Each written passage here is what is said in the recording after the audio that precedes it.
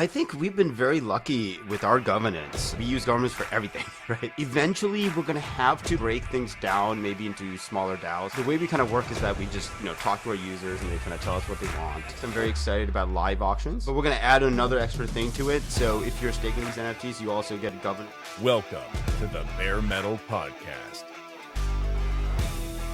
Hi everyone, welcome to the Bare Metal Podcast with Ship to Code from Rockaway X. Today I've got Shane here with me from Stargaze, of Stargaze fame. Welcome, Shane. Hey, how's it going, Martin? Thanks for having me. Super stoked to have you here. The first thing I want to talk about is how Stargaze actually got started. I'm not as an OG in the ecosystem, so I wasn't there for it. Can you tell us where you got the initial, who were the co-founders, where you got the initial idea? Yeah, sure. So Stargaze goes way back. It actually goes back to something around 2018. I was working at another Cosmos startup. It was called True Story. It was probably one of the first kind of VC-backed kind of Cosmos projects, but it was way too early. So Osmosis didn't exist yet. There was really no way to launch a token besides doing an IEO with Binance and stuff like that. So True Story was a little too early, and it kind of ended at the end of 2019. One of the people I worked with there, Jorge, he ended up becoming a co-founder of Stargaze, and True Story was based out in LA. And that's where I also met Jake Hartnell, who was the other co-founder in the early days. And then we first kind of got together and started kind of a validator business. So me and Jorge were already running validators on the Cosmos Hub at that time. Mm-hmm. We had a lot of experience with this kind of stuff. And then we kind of brought in Jake and we started a validator business. And I think you found that old website for our validator business. It was called Replicator Network at that time. I think, maybe some of our validator images and some of the networks that we validated on still might use, some of that old kind of imagery and stuff like that. Yeah, I think it's all still listed as a website. So Okay. That's how you can find the OG form of this. But was it already called Stargaze when you guys started? Was it always No. We went through many name changes. I see. Yeah, we went through, I think, 3 or 4 name changes. So, initially the validator business was called Replicator Network, and then, Stargaze kind of started in early 2020, and it actually started out as more of a decentralized Twitter type project. And at that time, it was called, the first name was Rocket Protocol. And didn't really like that name because we didn't want to have any associations with rocket to the moon or anything like that, right? We didn't want to have any associations with that. And then the second name was Stakebird. And in retrospect, it was just a terrible name. But it's an awesome nerdy sort of take on Twitter, the bird, right? Yeah. Exactly. Right. And because he was a decentralized kind of Twitter type platform, that's how the name came. And then eventually, when we were building that, we realized that the native content type of a tweet is an NFT. And there was really no NFTs on Cosmos at that time besides what was on Terra at that time. And but in the kind of IBC connected Cosmos world, there really wasn't. And so that's why we kind of decided to just hyper focus on that and build something that was missing in the ecosystem, right? So you could send tweets via IBC. I'm just my mind is spinning with the that's pretty cool. I mean, if you stuck with that, right, you'd be able to send tweets because they'd be actual NFTs. You could send them via IBC to live somewhere else. That's by the way fascinating. I had no idea. That's absolutely fascinating. So you came to NFT as focusing just on the tech through this story of first trying to build Twitter, then realizing what individual tweets were. That is cool. Okay, so yeah. So when we got there, then we realized. So then what happened was, we realized that to get NFTs out there, you still have to. There's all this other prior work, right? So we can't go to step 2 and build an application that uses them. We have to, find a way to mint them, and then we had to find a way to trade them. So these primitives weren't there. So that's kind of how the idea came to kind of pivot to more of a minting platform and a marketplace. And that's when we kind of did the name change and pivoted to working on what Stargaze is now. Okay, so you had to build all the infrastructure to support the idea of these tweets being NFTs, but then you decided to toss away the tweets and just build the core tech. That's cool. That is absolutely awesome. That's really interesting. So you guys have built out this project. When you started out, how many validators do you guys launch with? Do you remember Genesis set? Yeah. So what happened was we wrote a Medium post when we started our testnet, right, to build out the validator set. And I forgot exactly what happened. I think we had a note to come and join our Discord. And then we had way more than we expected. I think we had 400 or so people join. Oh, wow. So building the validator set actually wasn't that bad. I know, a bunch of other people say it's hard to build a validator set. But for us, we just wrote the Medium article and a whole bunch of people came. And what I heard was that I think someone posted it on the Solana Discord or something like that. So validators were just kind of exposed to it. This was kind of early 2021. And I think we were one of the first chains to do a CosmWasm testnet in February or so. And a lot of them just kind of joined for the testnet. And we had an incentivized testnet that lasted a couple of months. And that's how the validator set kind of evolved from there. So you guys, so that's a lot of candidates, obviously. But you had to pick out some validators to go to mainnet with you. So did you guys run some sort of challenge, or did you score them somehow? Build a system to pick. Yeah. We had. I think we had 3 or 4 test nets, and we had a series of challenges. And they would have to do the challenge, and then they would have to submit PRs on GitHub. And throughout this process, we also discovered a bunch of them that were Sybil. And we didn't want that, obviously. Right. So it was definitely a filtering process, right? So there's some validators who have been around since the first day of the testnet. Wow. Okay. Yeah, I think that's the way to go when you're preparing for mainnet, just to give testnet time, and then test out the relationship with those validators, and also have discussions around value alignment, right? Are you just going to spin up a node in Hetzner and let it go? Put my project at risk, or is decentralization or other properties, public goods, contributions, is that part of your value set? I think that it would be beneficial for projects to have more of this when they're launching, right? So now you guys have grown to a validator set of 130 validators, which is pretty big. Cosmos in sort of Cosmos, let's say dimensions, where a typical size is, say, I'd guess 100 or less than 100, which today isn't really easy, right? Because validators obviously have to pay for their servers, so you do have some token pressure. But I mean, are you guys thinking about these relationships? Are you thinking about maybe potentially compressing the validator set or alleviating this? Is that top of mind, or are you guys focusing on other stuff? That's a good idea. We haven't really thought of doing that yet. And, Stargaze is very kind of community powered. So, if someone wants to do that, they would, write a proposal or so to do it. That's not something we have considered. It is a good idea. So, I do want to kind of do some of the math and kind of see what would happen there. But, as a team, we are mostly focused on the application side. We are mostly focused on, building out, the NFT products and stuff like that. And the validator community has been very aligned with the team, which is really great. For example, recently we did a tokenomics update, and some of the validators, came in and they chimed in and they, kind of helped us flash out all those details and stuff like that. And so some of them just kind of come up and take a lead in certain things and kind of, build out, of an entire feature. Right. Yeah, I heard you guys reduced the inflation rate. Is that right? As one part of the update. Yeah. So there's going to be an inflation cut and a reduction in the emissions that we're doing as a major part of the tokenomics update. Emissions. Interestingly, you guys are buying carbon offsets, which I think happens very rarely. And so can you tell us more about that?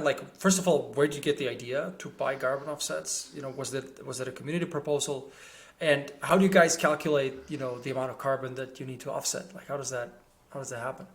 Yeah, so the reasoning behind wanting to do that was because, this was before Ethereum moved to proof of stake, and in the kind of retail consumer focused NFT community, there was a lot of people that there was a movement of people that didn't want to use Ethereum because of Right. it was proof of work. So that's kind of where this the whole idea started. We've had a good relationship with Region for a long time.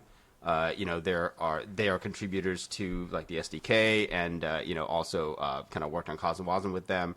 So and they have this program where they buy carbon offsets.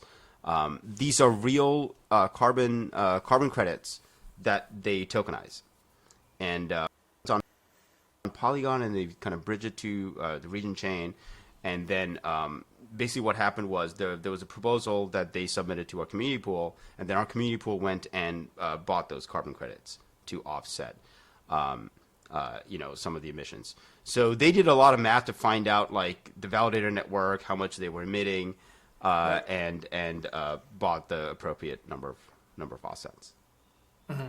So essentially, it's a service provided by Region that's essentially end to end.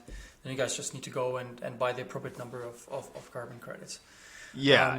I mean, kudos for that. It's I think that's a great thing to do. And again, it goes back to the energy spent, and makes it visible. How much power is going into running the network, right? How much energy is being spent on this, and we all. I don't think it's controversial that proof of stake is much better than proof of work, but it gives a number and a face to it, right? So it's something then you can sort of think about and work with. So that is you mentioned governance. How are you guys using Cosmos governance? Is pretty rich if you compare this to what exists in other ecosystems, ranging from some guys decide to all this across the spectrum to Cosmos, where you can actually sort of release code based on a proposal, right? So it's very, very involved and detailed. Do you feel the governance structure of Cosmos is being, leveraged well and leveraged sufficiently in Stargaze, or would you like to see some changes, some improvements? I think we've been very lucky with our governance. Stargaze has always been, we use governance for everything, right? So even the airdrop was voted in by governance, right? All our code uploads also go through governance. And I think that's why we have pretty high level of activity, because pretty much everyone is involved. And Stargaze is one of the few chains that has this like heavy retail consumer component, right? And they are also very involved with governance, because a lot of the things we vote on aren't just related to validators and the validator ecosystem, right? So Stargaze has like creators, people that are mostly artists. It has that component. It has people that are NFT collectors, people that are traders, and then we also have the validators and the stakers, right? So there's like 5-6 different type of stakeholders in Stargaze, and they all participate in governance. I think that's great. I think eventually we're going to have to maybe break things down maybe into smaller DAOs for certain pieces, right? Because it may not make sense for a creator or an artist to vote on like a parameter change for like inflation, Right. or something, Or releasing something new like that. code, yeah.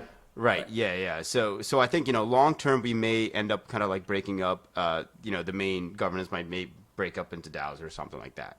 So so maybe like Launchpad might have its own DAO, maybe Marketplace might have its own DAO, but right now it's just very simple. Just Cosmos governance, and we just vote on like everything. So there's support for something called groups, right? In the SDK, there's a X groups module. Are you guys Yeah, thinking there's about the groups something like module, which is funny. I actually wrote some of the early code in the groups module at a hackathon okay. a long time ago in 2019. So I'm very happy to see it come to life. But we aren't using it yet, and I'm not sure if many other chains are using it yet. I've heard about this from one chain that we talked to. That's it. But I think it is in Bitcoin the is SDK, using it. right? Yeah. Uh-huh. It's in the SDK. It's in the SDK. But in our case, we're very most of our applications are built in Cosm Wasm, and we're working on integrating DAO into Stargaze. So we're probably going to end up using that. Okay. So let's talk sort of about the functionality that the apps team is focusing on, right? I mean, you guys are the sort of like the main place to mint, buy, trade NFTs. What's the sort of key functionality you guys are working on right now? I mean, you've said the team focuses on app and UX. What are the priorities right now in terms of sort of pushing this further? Yeah, sure. So the priorities, up to now was just building the fundamental infrastructure, right? There is so much that goes on behind the scenes, right? So, like NFT metadata and images are stored in IPFS, right? And, indexing, all that stuff requires a lot of infrastructure. Initially, so we launched the Launchpad in March, right? So that's the place, that's the primary minting place. So that's the place where people go and mint and, buy their very first NFT. And then after that, we launched the marketplace in May of 2021. And we've just been evolving those so far. And the way we kind of work is that we just, talk to our users and they kind of tell us what they want. And we just kind of build what they want. And that's how Stargaze has always worked. And I think Marketplace and Launchpad are both at a point where they implement 80% of what everyone wants right now. So I think they're great. So now we're getting to the point where we're working on some more advanced features and stuff. Yeah. So a few things that's coming next. I'm very excited about live auctions, right? So live auctions is how you would auction something off of on like eBay or something like that. Is timed.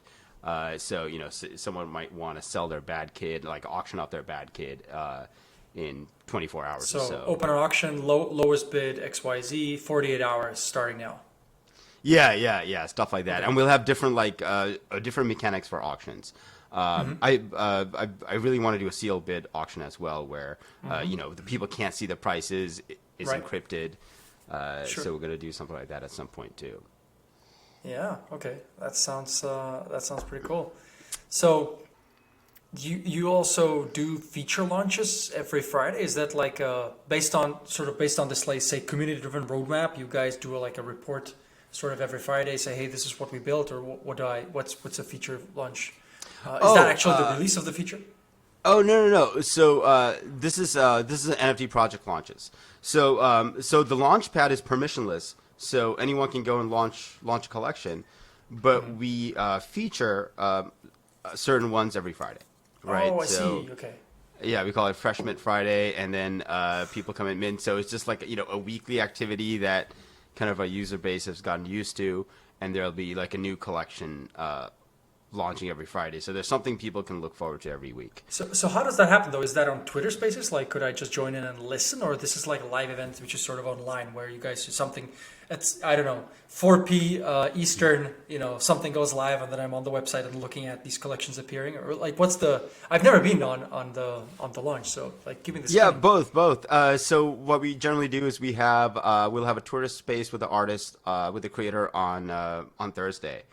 And then they'll just come and talk about the collection and stuff like the mint price and the origin story and the details behind it and what their plan is, if they have any plan to do anything with it. Is it going to be a game or have any kind of utility or any kind of DeFi function and so forth. And then generally on Friday it'll start off with the whitelist, right? So the initial whitelist is generally to their community. Some of these projects, some of these artists are already established. They may have a presence on Discord, Twitter, and so forth. And then the whitelist will be for their core kind of fan base. And then after that, then they open it up to the public with the public mint. So that that happens right after the initial whitelist ends.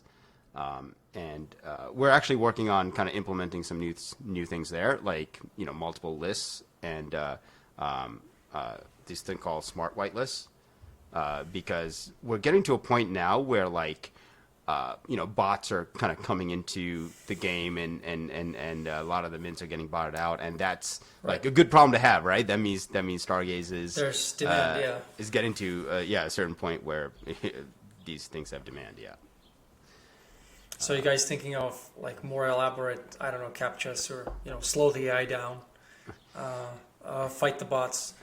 What do you guys, well, we're thinking of doing this thing called wave mints, which is like a series of whitelists. So and the creator has control over what kind of whitelist that they want. So captcha would be one of the types of whitelists that we have. Smart whitelists. Another one is maybe limited to people who only have a Stargaze name, which is the name service, which is going to grow into an interchain name service. Right now it's Stargaze only, but it's going to grow into an IBC enabled name service. And then various other types of kind of criteria for that. So once I buy an NFT, I've heard it's possible to stake NFTs. Can you tell me like why would I stake an NFT, and how does that work? What happens when I stake one? Yeah, sure. So this is something that we announced a long time ago, but still haven't built because it's something that's very tricky to build. Because so on Ethereum and other networks, when people say they're staking an NFT, it's not actually securing the network or anything like that, right? All it is locking it up for a period of time, and then you earn some yield in some other token, right? And it's almost like you're just kind of getting bribed to like not sell it for a period of time. Right. So essentially, you're lending it to someone for a fixed amount of time, and they're like getting some yield on it, and then sharing it with you. Essentially. Yeah, and I don't think that's really useful. So the way we are kind of designing it is kind of influenced by Osmosis Superfluid staking, and the way it's going to work is that so an NFT has a floor price, right? And the floor price is like the minimum like asking price for that NFT, and for a collection that's doing a lot of volume, if you list it at something like a little under the floor price, you can be guaranteed that it's going to sell, right? There's actually a lot of people that run bots that would snipe an NFT if they notice that it gets listed. If you mistype a number, it's gone. Yeah, right. So that with that, that an NFT is liquid, right? If it's right on the floor price, if the collection, if it's like a top collection like a Pixel Wizard or like a Bad Kids or Big Kids, is gonna sell immediately. There are gonna be bids in. Right. So the way NFT staking is going to work is that when you stake it, it's actually going to mint the amount of tokens up to the floor price, right? And then is going to delegate that to a validator. So you're locking up your NFTs, actually delegated to a validator, and it's actually earning staking rewards up to the floor price, right? And but maybe not exactly the floor price, maybe like 95% of the floor price, because it has to be right under it for it to be liquid, right? And then you would lock that up for a period of time, and you earn staking rewards on it. And then you would unbond it, and then it'll follow the same unbonding period. Right, and then it'll burn the tokens that it used for. But the yield stays. But the yield yield stays exactly. Right. I understand. Yeah. So that's kind of the version of NFT staking that we're working on. But we're going to add another extra thing to it. So if you're staking these NFTs, you also get governance rights, governance voting power on that collection. Mm-hmm. On the collection, okay. You could also get governance power for proposals, sort of. Sure. Like governance proposals, so via the staked coin. Yeah. So what happens if the collection of value goes down while it's staked? Like, do I have to post more collateral, or like how? Because the liquidation engine, essentially, like the reason you're saying it can be you can stake on like 90% of the price is because there has to be a sort of safety net for an eventual, I guess, liquidation engine that would have to sort of like flip the NFT or it'd have to post more collateral. So initially, when we designed this, that's kind of how it worked. So if the floor price changed, you have to kind of top it up, right, and add more, add more stars to it. But we found that wasn't, people didn't really, I mean, just the kind of group that we're kind of discussing this with didn't think that was a good idea, and also I think a lot of creators don't like the idea of liquidations. That's why I asked. I mean, Yeah. if I bought my bad kit, right, and now I'd like to stake it, but there's danger of me actually losing it via a liquidation. That would give me pause, right? So, and also if you wanted somebody to post, if you wanted to ask them to post more collateral, that means they have to be monitoring the chain, right? Because they need to understand that collateral has to be posted within some time, otherwise, the whole thing doesn't work. So, I totally understand. Yeah. So but how do you get around that though? That's interesting. Yeah, so the way we're going to do it is that pretty much every 24 hours is going to monitor the floor price and then is going to change the allocation that is delegated. So is going to either mint more or do an instant unbonding. Right. To kind of maintain the floor price, and also not every collection is going to be kind of whitelisted for NFT staking. It's only going to be maybe like the top, like 2 or 3 or so. Where you have sort of like known volatility or understood, let's say market structure for that NFT collection. Exactly. Yeah, that makes a lot of sense. You could do you can do blockchain magic, right? So you can actually instant unbond inside the engine. To supply. That makes sense to sort of. There will be some fluctuation in the amount of like stake tokens on the network, but I guess Stargaze is already well staked, so that doesn't. Yeah, that's super interesting functionality. That's actually useful, right? So meaning, I buy my NFT, I stake it, and I'm securing the Stargaze network with the NFT. I'm earning yield on it. That absolutely makes sense. Yeah, that's a pretty cool sort of construction. Looking forward to that. And you guys are also working on NFT transfers via IBC. Can you expand on where that is on the tech side and how that would be used? Are you guys imagining some sort of like collateralized lending based on NFTs running on some other chains, or what would be the key use cases here? Yeah, so we've been working on ICS 721 for a while, which is the NFT version of ICS 20, which is interchain fungible token transfer. Yeah, exactly, fungible token transfer. So there's a SDK version of this and a CosmWasm version of this, and the CosmWasm version of this is the thing that we built. There's just we're in Cosmos, we're in the interchain. People want assets to be transferred across chains, right? And if there's like a lending and borrowing protocol on like Umi or something that works with NFTs, then you'll be able to transfer Stargaze NFTs over there. Right. Then another use case is we've talked to a bunch of collections, a bunch of NFT projects that are on other chains and they want to migrate to Stargaze, right?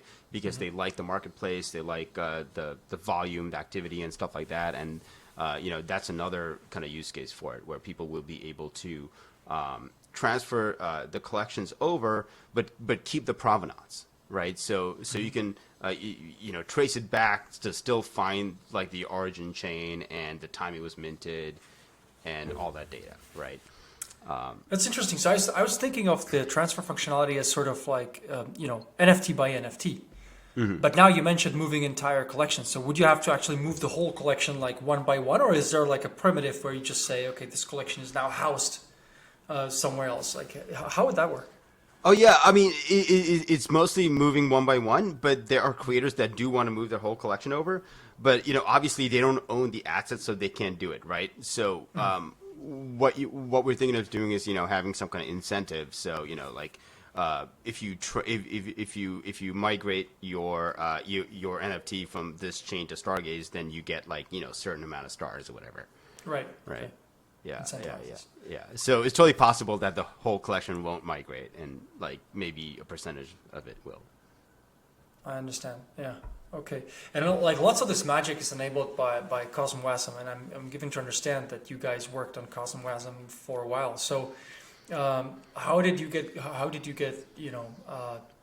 why did you start working on CosmWasm, and how did it become the main the smart contract engine for Stargaze? Yeah, that's a great question. So I've been involved with SDK development since 2018, and there's just so much boilerplate in writing a Go module. and always kind of wanted something that's a little more lightweight. And before I got into Cosmos, I did Ethereum development, and I really missed how easy it is to write a Solidity contract and just deploy it on chain, and you don't have to do software upgrades and all this kind of stuff. Right.